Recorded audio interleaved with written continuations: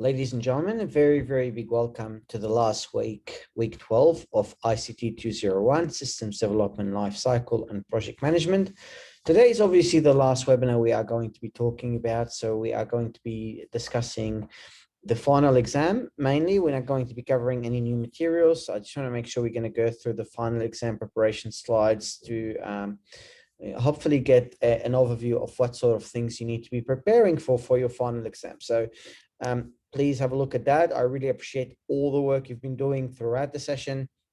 I encourage you to continue working hard. Your exam is on Thursday next week. So I encourage you to continue working hard from the beginning to be able to go and get the right outcomes, especially now in the final exam. So go through every slide, go through it, have a look at it, and make sure that if there's anything you're not sure about, you are able to go and ask the questions about it. Now, I just want to remind you for the last time that there is me and there's Dr. Ali available to go and answer your questions. So if there's anything you need us to be able to go and assist you with, you can make contact with us. You can see both our email addresses as well as our phone numbers. So please feel free to get in touch with us at any moment if there's anything you basically would like us to go and help you with. I just want to go through the first part of today. So the first part of today is I would like you to go and I'm giving you around 10 minutes to be able to go through the lecture slides that are available now and they are loaded on Moodle. And then I want you to go and ask any questions you might go and actually have about those questions. So I'm going to go and show you where that is going to be. So if we go to the Learn book, and if I go and take you there to log in, and if we go to our ICT201, you'll be able to go all the way down to the bottom, and then you'll be able to go and see that there's a ICT201 Webinar 12. So I need you to go and download those materials there now. I need you to start having a look at that. I'm giving you 10 minutes to be able to go and look through the slides and have a look and see whether there are any questions you would like to go and ask specifically about those ones. Now, I also want you to bear in mind that we did cover some stuff in the lectorial and they are relevant for your final exam. In fact, there's one of those questions that is there that will be related to your final exam directly. So it's very important you go and you not simply research the questions that we went through in the tutorial, but also it's very important you go and research a question that we have not gone through to ensure that you're not missing anything. So for now, what I need to go and open the week 12 webinar, and I need you to go and start looking at the lecture slides. I'm giving you 10 minutes before I'm going to start answering your questions. So please use those 10 minutes wisely. Thank you very much. All right, ladies and gentlemen, you've now had plenty of time to be able to go through the lecture slides and to try to prepare your questions. So now I'm going to open the floor for you. So could you guys tell me any questions or any slide you would like me to go through? Just tell me which slide and I'll go and I'll try to answer your questions. Who would like to go first?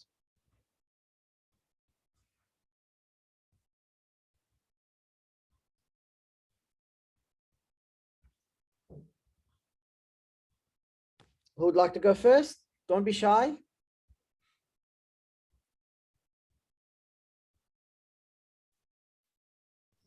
So can we ask questions from webinar slides as well?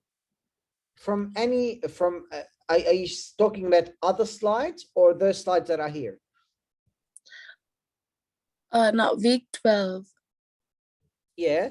So yeah, just tell me which slide from week 12 you want me to go to. I'll be more than happy to go to it, of course. It's slide number 8. Slide number 8. Okay. This one here? Yeah. Like, okay. What is this PMBOK? Okay. PMBOK is what we call the project management body of knowledge. They are basically the people that created all of those knowledge areas. It's like the body. So they basically have provide all of these certification relating to project management. And it's basically PMBOK stands for the project management body of knowledge, which basically everybody it's like a standard in the industry that people go and use when it comes to delivering project management using the traditional approach. It has all of these knowledge areas, all of those techniques we use, and it's about managing all of these enterprises and portfolios to get the job done, working with stakeholders, managing expectations in order for us to be able to ensure we get the successful projects. And by getting our projects to go and be successful, we are also getting our enterprise to go and be successful, because the projects we are working on at any point of time are projects that fulfill the strategic and operational needs of the organizations. So it's basically help us to go and get the success we would like to go and achieve. Does that answer your question? Yeah, thank you so much. You're welcome anytime. Anybody else want to start asking the questions? Just tell me slide number and I'll go to it straight away, and then I'll go to anything else after. It's not to be scared. Your friends here, I want to make sure I support you. You know, I've prepared this lecture slide intentionally to make sure that you'll have a smaller guidance on, I don't want you to study everything, just smaller guidance on what's going to help you for your final. And that's the whole purpose of doing this. I want to make sure I make it easier for you to prepare for the final exam. So don't be scared. Please be comfortable to ask me any questions you have. No question is a bad question. Every question is welcome.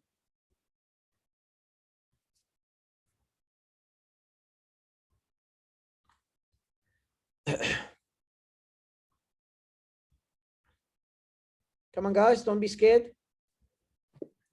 Can you please go to slide 10? Of course. I don't understand these management tools like SOW, WBS, Gantt charts. Okay, these are all the tools that we, okay, you know the first assignment you've done? Assignment 1? Yep.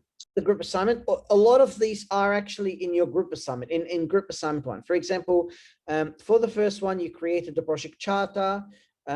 Statement of work is where someone comes and say, you know, I want this job to go and be completed. And they give you a statement of all the work that they need to be done. And then they say, that's what I need. And then you go and start doing the work for them. The work breakdown structure, you also did for your assignment. It's yeah, I remember it now. Remember that? Yeah. It's called WBS as a short, but it's a work breakdown structure. You know, the tasks and subtasks and subtasks. The Gantt chart, do you know what a Gantt chart is? Any idea what a Gantt chart is? I would say no. So I'm going to go here to show you. Gantt chart is something that gets produced by, it's like a visual display of your project. So when you go and put all of these, let me try to make it a bit bigger and show you. Okay, so if you go and see, I'm going to share the screen now with you. If you go and see here, you notice that there's, didn't show up very well as I wanted.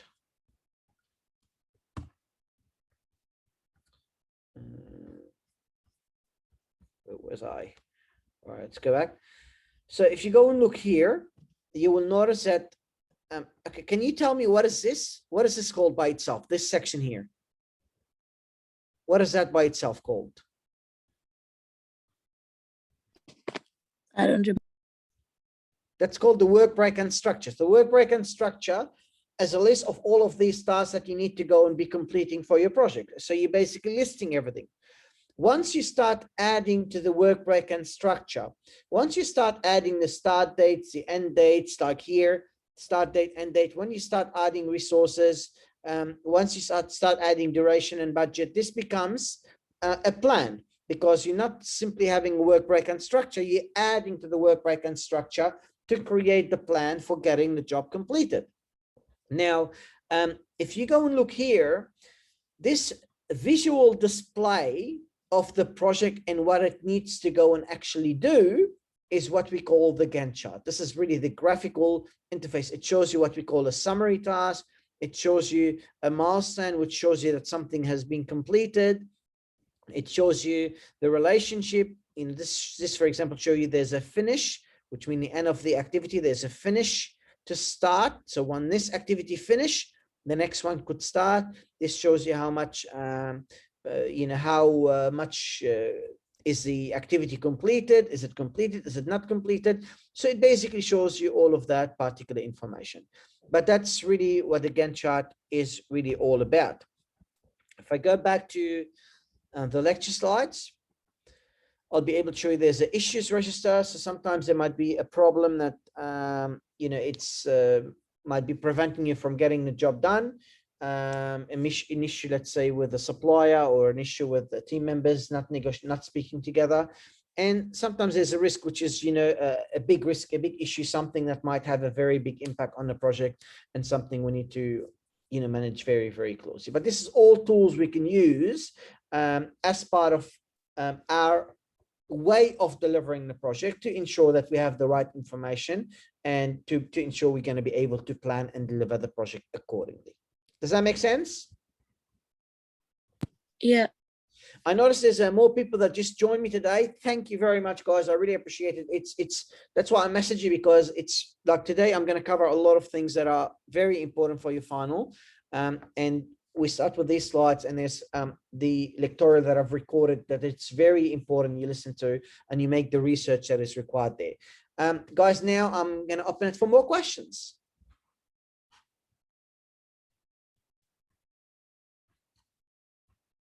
Don't be scared. Don't be scared. Come on. Any more questions?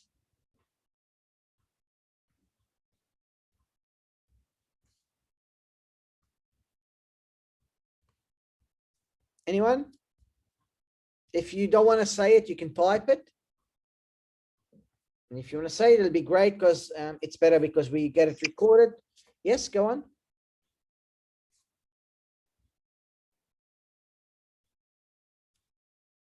Anyone else for more questions?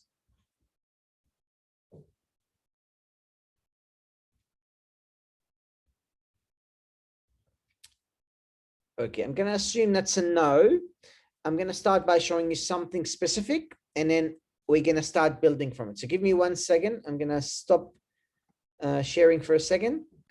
All right, guys, I am now recording this part that I would like you to go and have a look at. Your exam paper is exactly like what I'm showing you now. So that is really your final exam paper. Can you guys see it well? Yes, sir. Okay, so Yes, sir. it is obviously an online exam. I have decided to really, I know the standard exam time is 2 hours and 15 minutes reading time. I have chosen intentionally to go and increase your time for 2 hours and 45 minutes, including reading time. So the reason why I've done that is because I want to make sure I'm going to give you as much time as needed to answer the questions. And because I want to make sure you are answering your question in depth and in detail. So it's very important you spend the time answering your question in details, not as high level. It's very important in details. So if we go and look here, this is an open book exam. Students may refer to the textbook. There's no problem at all with that. But what is not actually allowed is making any copying and pasting. You are not allowed to copy and paste anything off the internet, anything of anything. You need to go to the slides, and everything you need is really in those slides. It's what I want to test is I want to test that you understand what you are actually talking about. You understand the work that we've basically been doing. And that's really, the most important things for me.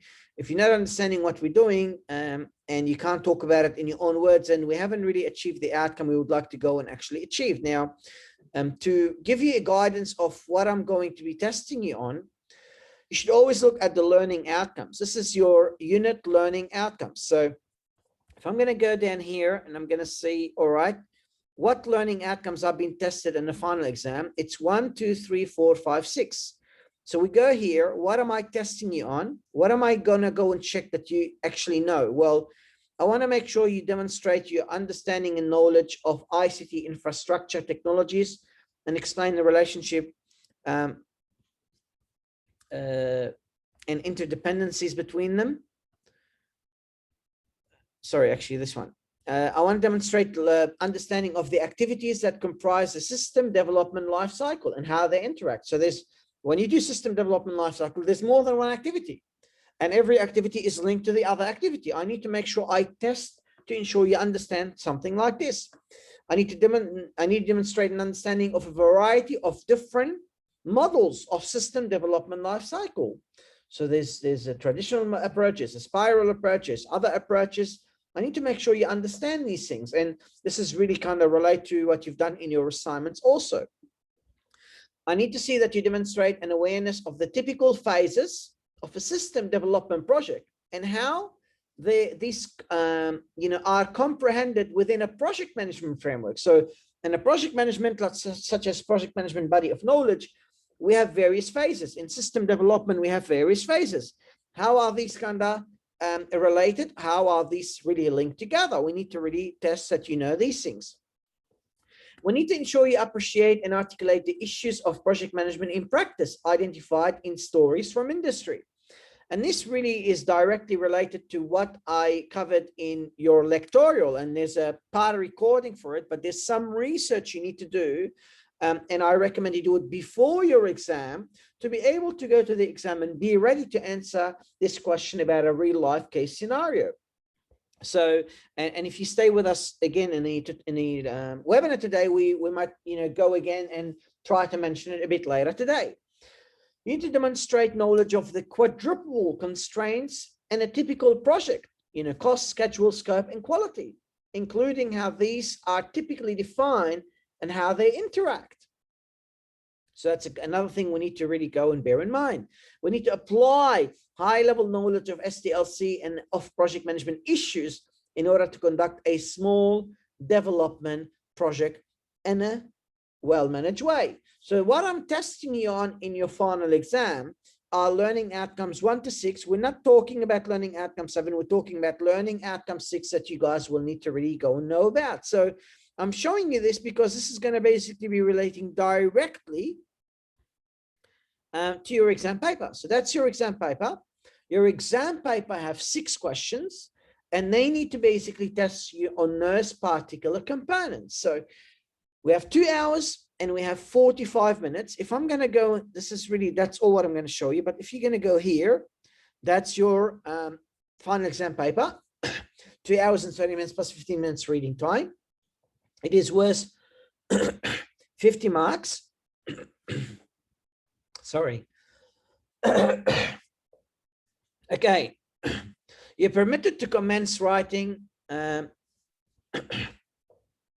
the start of the exam. Once a preamble has been conducted, which is the 15-minute reading time, you must complete an online ID verification. You know how they tell you to take your ID, hold your ID, take a picture and email it through? Do you know what I'm talking about? Yes, sir. You need to make sure you do that. That's the first thing you need to do. When we log into the exam, that's the first thing I need to expect you doing. Please use Word. No pictures, no images, just Word. You're going to type in Word. Please use Times New Roman or Calibri 12 font so that it's going to be easy to read, 1.5 spacing. Please upload the document as outlined in the submission details. Now, a lot of people wait for the last minute to submit.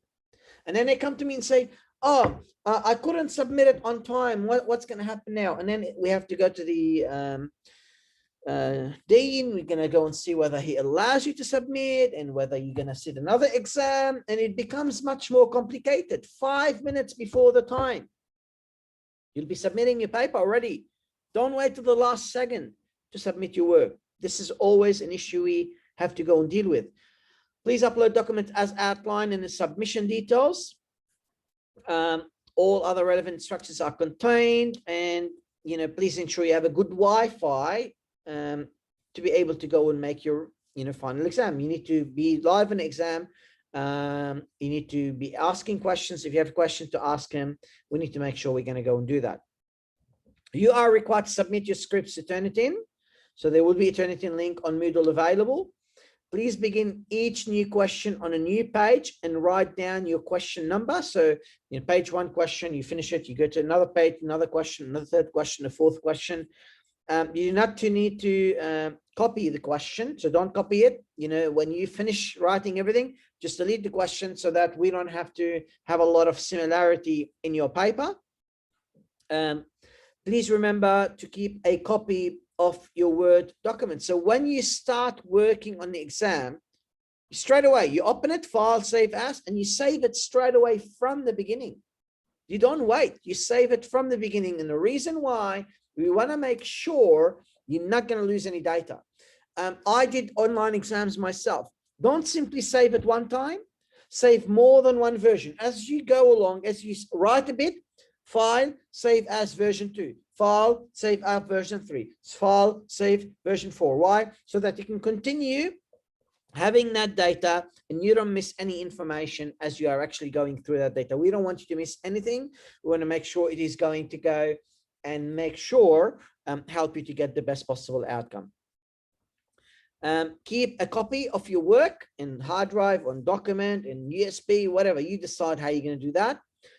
Please save the file in Word. You need to have your name as follows. So please name your file as follows: subclass ID. So you class A.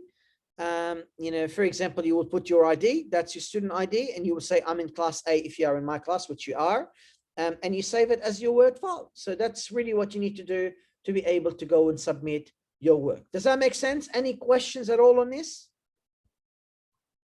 No, sir. Okay, anybody else? No, sir. No worries. Now let me go back to the slides, and let me just give you again an opportunity to ask any questions. Do you guys have any question you would like to ask me before I continue?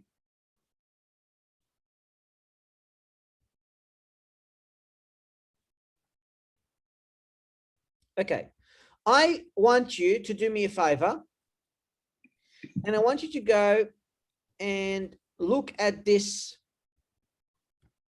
subject outline and look at these learning outcomes. And I want to give you 10 minutes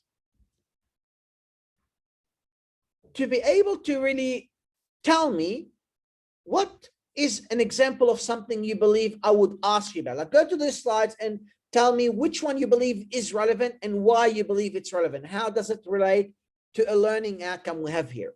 Okay, so I'm going to give you, maybe I'll give you 5 minutes. Go through 5 minutes, have a look at this, and let's tell me, look, I believe this slide is relevant because it's related to learning outcome 1. So I'm going to give you 5 minutes to do this, and then we'll continue afterwards. All right, so the question is, which one of those learning outcomes is going to be demonstrated by a slide of your week 12 pack? So you were saying something. Could you please tell me again? Yeah, for the yellow 2, I think we need to write down the SDLC model like waterfall, agile, and then so on, like spiral. Okay, so waterfall, agile, spiral. So which of the slides talk about this? I think just 1 minute. So. Take your time.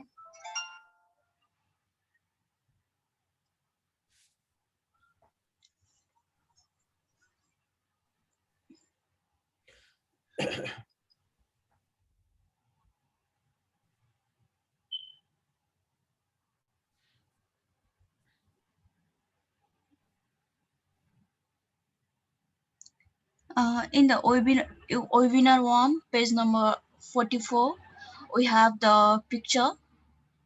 So slide number 44. And Yes. then I'm not, you don't need to go through the old lecture slides. You only need to go through the slides here. Okay, so you are referring to this one? Yeah, in the picture, we have all the phases like analysis, design, construction, and then Okay. we need to like brief discuss about these phases. Yep. And how is the spiral method different than the waterfall method? Yeah, these are different. How? So. Can you relate any of these models to what you've done in your assignment? Yeah, sure. So. Tell me.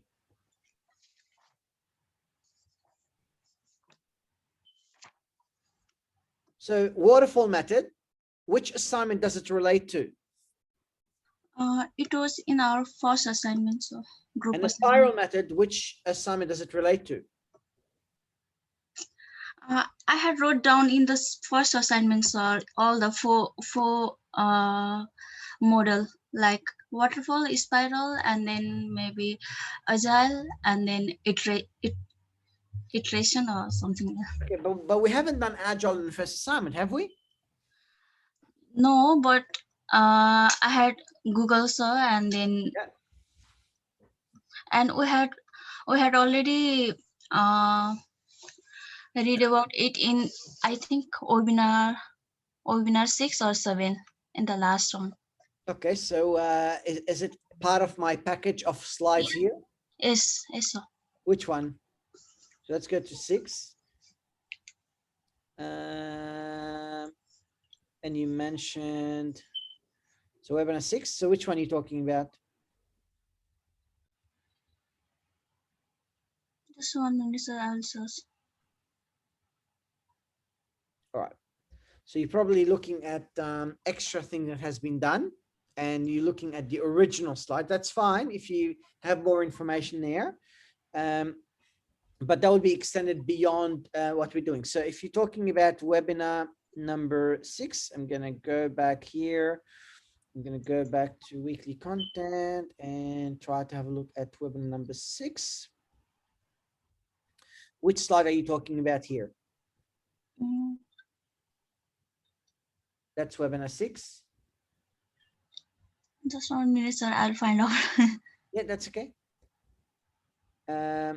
Webinar 6 is more about, yeah, I don't think there's a lot about that topic in webinar 6. It's more covering different topics. Okay.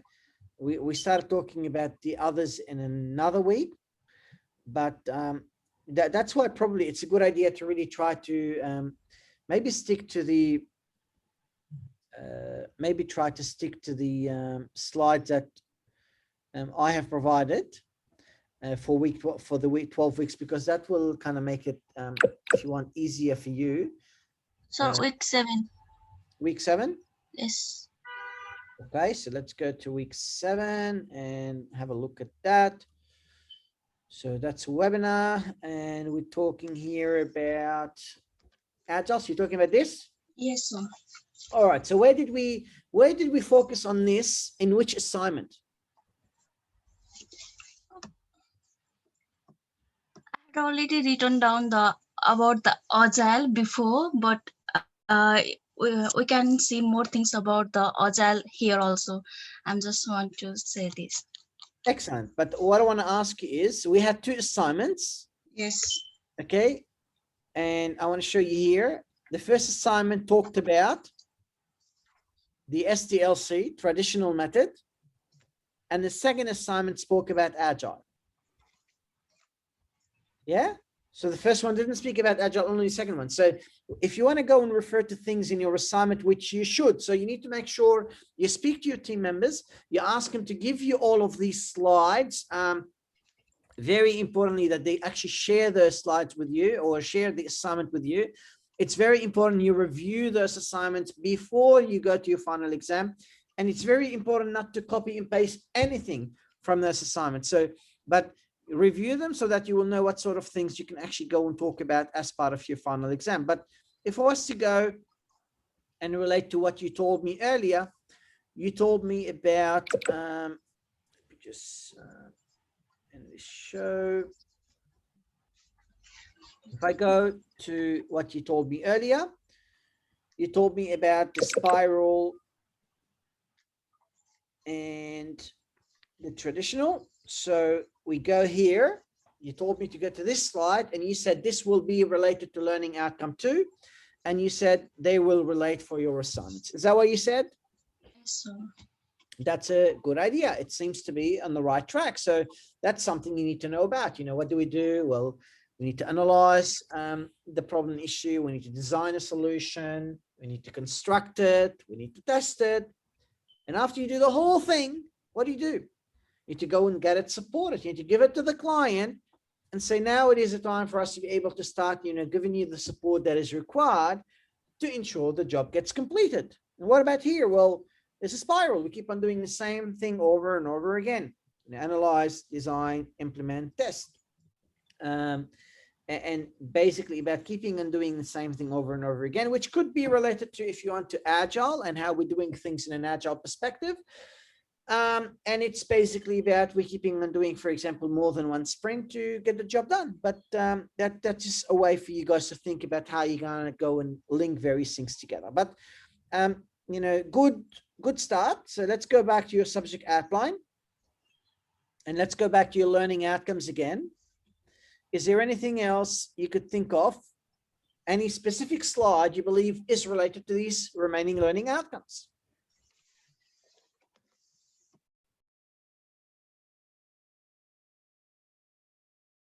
Anything related to learning outcome 5?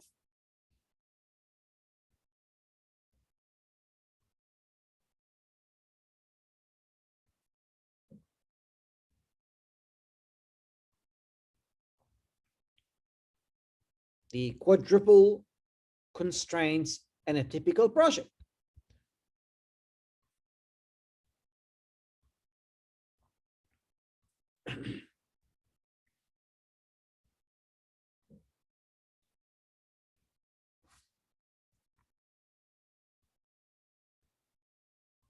Going to give you a few minutes to have a look at that and let me know if you find any linkages anywhere.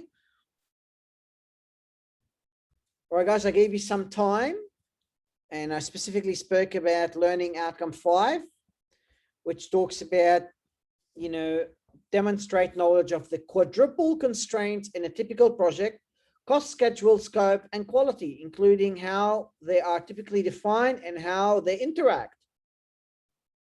Is there any slide in your week 12 pack that talks about this?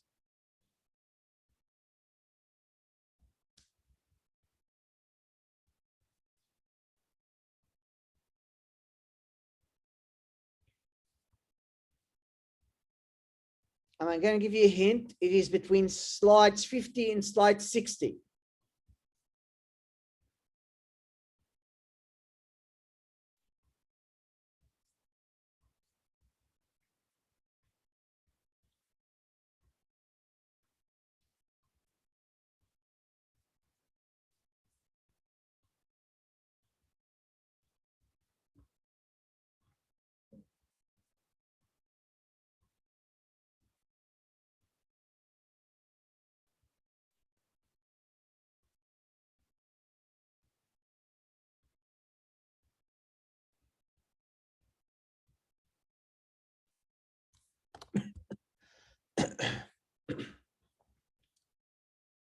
Anybody could find it?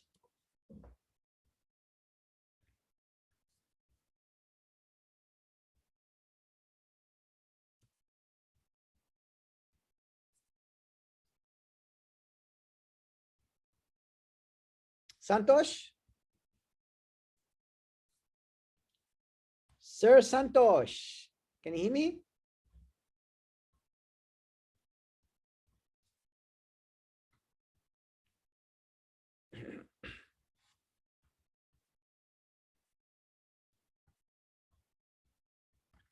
All right, guys, I'm gonna go and let's just have a look. And I want you to tell me if there's any of these slides is related. Is this slide related?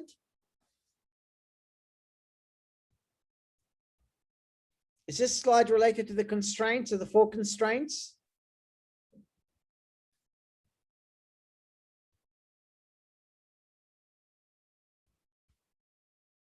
Bina, what do you think?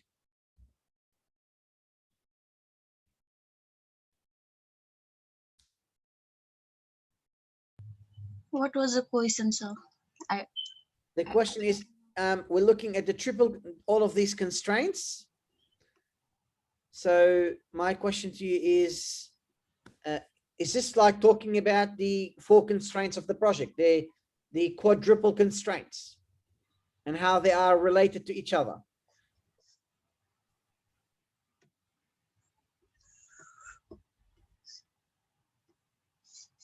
No idea, sir. Sorry. All right, guys, when we want to deliver the project, it must be delivered within what?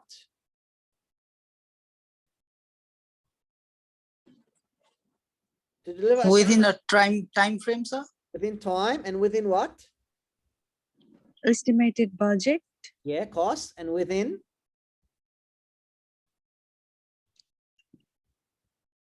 time, cost, and within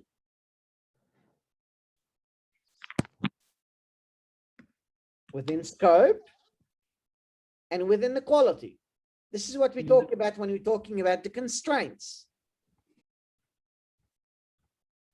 What is this talking about?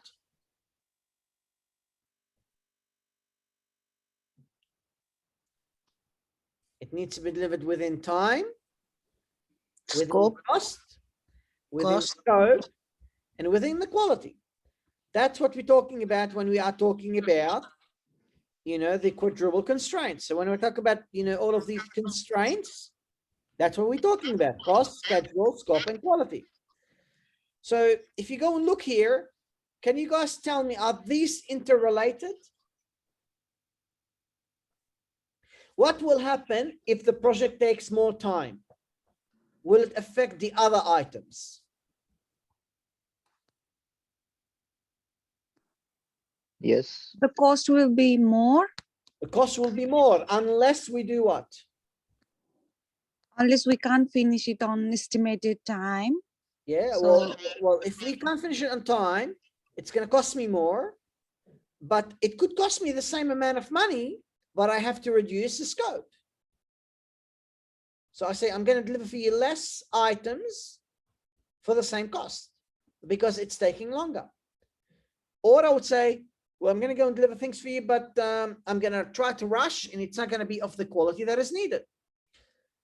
So it's all related. If someone comes and say, oh, I would like to go and increase my project scope, you say, no problem. Very happy to increase the scope. Oh, what does that mean? Well, that means it's going to take more time for me to complete, and it's going to cost you more to be able to go and get the job done because you are increasing your scope requirements.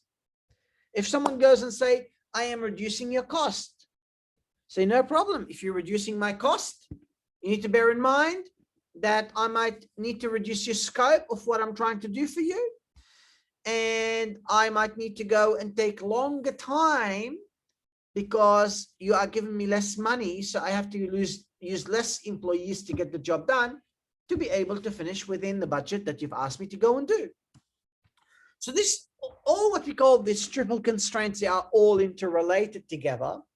And they're basically more focused about ensuring we're going to go and get the job done. So this is really where we talk about the triple constraints. But guys, if I go back to the beginning, there's all of these slides that are related. Like, you know, we talk, for example, from the beginning, like what is a project, the basic things. These are, again, you can see the constraints here within time, within cost, and the target. The target is it needs to be meeting not simply this, but also the quality requirement that we're talking about. You know, the project management body of knowledge is one very essential tool we need to go and really know about when it comes to project management. The knowledge areas, and these, what are these? These are all of these processes. Excuse me. So all of these processes: initiation process, planning process, executing process, monitoring and controlling process, and closing process. Now, these processes are important. You need to know them. Now, why? Well, you will get your exam paper, you'll know why, but these are very much related to some of your questions. You need to know the traditional project management stages. You know, the sort of skills we need for project management. Obviously, we need technical skills, but we need other type of skills as well. You know, speaking about, you know, systems view of the project, how everything is interrelated. You can't say, you know, it's only about the planning or it's only about the department here. It's about everything, how all the points really go and link together. You know, life cycle, we spoke about, you know, all of these life cycles you could think about and how they're related. You know, these, or all of these, you know, process groups: initiation, planning, executing, monitoring, controlling, and closing. These are all of these process groups in project management. Are they related to anything?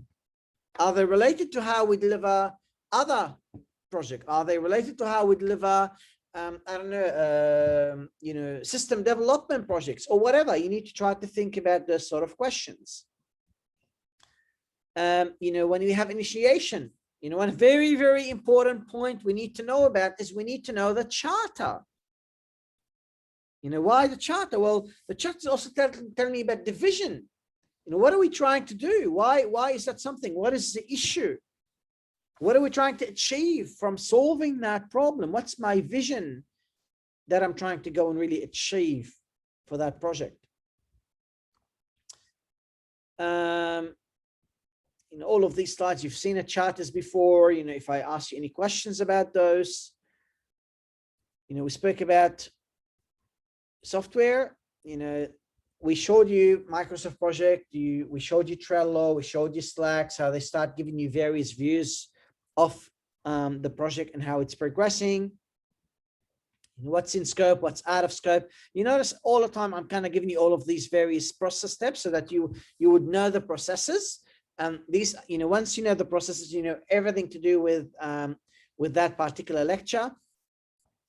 And this is where work breakdown structure, but when I add the schedule to it and people and assign them, I start getting what we call a plan. And this is what we call the Gantt chart that we need to go and think about. Anybody knows what is scope creep? What is scope creep?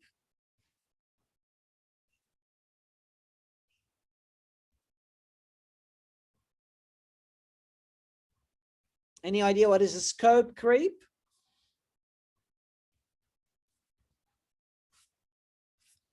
Scope creep is when we have an initial plan and initial understanding of the stuff we would like to go and try to deliver. We have a requirement, it's very clear, it's been provided.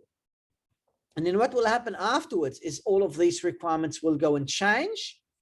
And basically people will start having extra needs and extra things that they would like us to go and deliver. So that's what we're talking about in terms increasing requirement, increasing what the people want, and we try to go and deliver this accordingly. Then we spoke about system analysis, what it is. We spoke about the system design. We spoke about functional and non-functional requirement, but simply analysis, what is required for the new system to solve the problem, and design, how will the system operate to solve the problem. So what do we need and how do we solve it? So how do we solve it is more about the solution we need to go and design to really get the job to be completed. We spoke about all of these, you know, system development, life cycle stages. We spoke about, you know, approval, knowing what we need to do. You know how I spoke earlier about a vision? You know, what is the problem? What capabilities are we needing? What benefits are we basically trying to go and get? So what problem we're solving and what benefits we're trying to go and get by really getting that project to go and be completed. I showed you so many various, you know, requirements, functional requirements, non-functional requirements, you know, so non-function, I want security, I want performance, I want reliability. Functional, well, I needed to do the function that I wanted to go and do. It's as simple as that. Identify use cases. So use cases, how are we going to be using the system? We're going to look up supplier, we're going to enter the supplier details, we're going to look up a contact, we're going to do this, we're going to do that. You create some sort of diagrams to link them. Every supplier could have many contacts, but every contact will have one supplier. Every supplier will have many product items, but every product item relate to only one supplier. Every product might have 0 or more pictures, but every picture only relates to only one product. So you're kind of trying to create linkages between all of these various components or within the actual system. You know, purchasing agent, they can look up supplier, they can do this, they can do this, they can do this. Same as the manager, that's what they can do. You know, how is the system going to be look like? All of these graphs, how are we going to go and create the architecture of the system? So some of the things we need to go and bear in mind. All of these coding, you know, what are we doing? What are we writing? You know, how is the system going to go and function? The functionality, you know, get the result, display something. Basically, that's the info. We need to conduct a lot of testing, you know, unit testing, you know, integration testing. Unit could be one unit of the system, you know, one component. Integration, I want to make sure that more than one component work together. System and stress testing. I finished the system. I want to see whether it could take on a lot of stress and still do the job that we wanted to go and do. User acceptance testing. It's about really getting the whole job to go and really be completed. So there's a lot to go and do, but I'm not going to go through all of these things, but it's just about really going through all of the slides and making sure that you at least know the content that is published there. But I want to get to a very important problem that I needed to go and make sure you're working on. Obviously, there's the agile information. The main thing about agile is, you know, the manifesto and all of these principles. And I want you to go and get all the way. As you can see, we're talking again about vision here. What is the vision? And I want to get to something that is really important before I tell you the final message about my future relationship with you. Here you can also see an important part. If you're talking about the Scrum approach, this is everything about Scrum. This slide is really key. If we go and look here, I want to really get to this slide. All right. So we went on the electoral. So if I go and actually open the electoral of week 12, I want to just go and show you. We have discussed in week 12, and I've made a recording, and the answers is something you need to research yourself. But we went in electoral, and electoral spoke about you basically went and you made this sort of analysis, and I've made a recording for that. It is available on Moodle. It's very important for your final exam. And then we've also did the other case. So the cases were about, well, I want you to research this project and tell me a fact about it. I want you to think about what resulted in this project failing. And I want you to tell me, how would you have better managed this project? So there's three very basic components that I would like you to go and try to really go and think about. So we've already tried to go and do some part of it in electoral. I've made some recordings that is relating to that in electoral. So now I want you to go, and I'm going to go and have a look. Anybody was an electoral and took part in that particular activity? Yes. Anybody was there? Yeah. Okay, Krishna. So you told me we made some research about this. Can you remember any of it? Can you remember the fact and tell me what resulted in the project failing? For the Wembley Stadium project, Yeah, the Wembley Stadium. What do you know about it? it was because of they can't finish it on estimated time. Yeah. The project takes 5 years more to finish, and the cost was double. Yeah, and why did this happen? What was lacking? Conflict between the sponsors and the contractors. Yeah, that's and one. they found the contractor working for these projects are using drugs as well. Yep, correct. Yeah, and people keep on changing scope. Keep on changing the requirements that they would like, 100%. Yeah. And people didn't And- trust each other, and people were having fights. What else? Yeah, and they are not sharing their information clearly regarding project. Yep. So all of this hidden information that is basically listed in there that is not really enabling the project to go and happen. So this is really what part of what you guys need to go and do in terms of preparing for your final exam. There is a question either about Wembley or about the Opera House. We did some recording about Wembley in the electoral. I encourage you to go and really listen to that recording. And I encourage you to then spend time to be able to go and research the Opera House, because you will definitely be getting a question about them in your final exam. And it's about really ensuring that you are able to go and answer this question when you are asked. Now, you're going to go and say, well, how much depth am I going to be providing per question? Now, my simple answer to that is you have around 24 minutes per question. Okay, so if I was to go and do calculator, I've given you 150 minutes and divided by 6 questions. So you have 25 minutes per question. So what I expect you to do, I expect you to be writing enough, don't write a few words and leave it. I expect to see depth in your responses. I expect every question not to have less than 1.5 pages. So 1 to 1.5 pages, 1 page is not really very detailed, like 1.5 pages to 2 pages is really what I would like to go and see per question. That's why you have more time. In 25 minutes, you could easily write 2 pages about one particular topic. So go in depth, go in details, provide examples. Don't just simply go to the minimum and then go on. Don't simply copy and paste anything because you won't get a mark. If there's copying, I won't give you a mark for it. You need to make sure it is your own work. It is your own words. If you see something that is relevant, you go and actually share that information appropriately and you talk about it appropriately when it comes to that outcome. So it's very, very important. You go and do that research very well to be able to get the right outcomes. Does that make sense? Yes, sir. Any questions?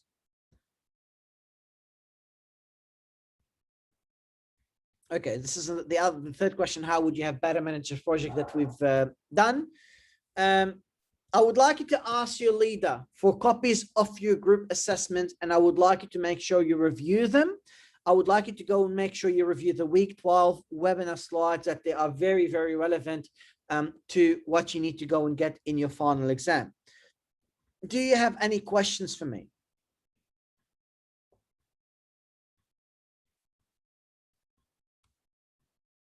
Any questions at all?